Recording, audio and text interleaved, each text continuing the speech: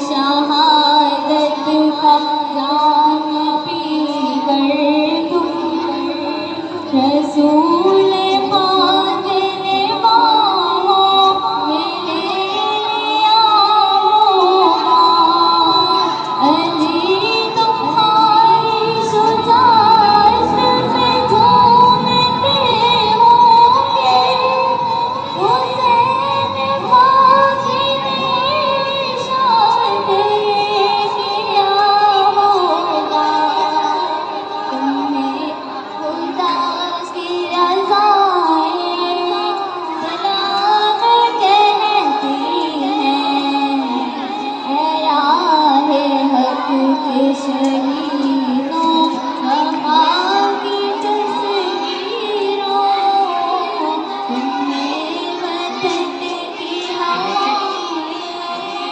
सलाम कहती हैं ए राहे हक के शहीदों। ये हमारी बच्चे लग रहा है कोई प्रोफेशनल बच्चे हैं जो कि इससे पहले भी ये काम करते आए हैं। इसके लिए मैं जो टीचर्स हैं जिन्होंने ये एक दिन में तैयारी आप लोगों को कराई, miss Humaira, miss Lubna, miss Sameena, miss Sidra और इनके जो टीम थी उनको मैं बहुत बहुत मुबारक देता हूँ कि इतनी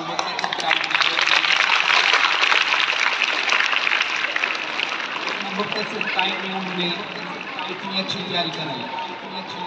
आगे भी इंशाल्लाह मंडे को हमारा एक और प्रोग्राम आ रहा है जश्न लतीफ़ के हवाले से।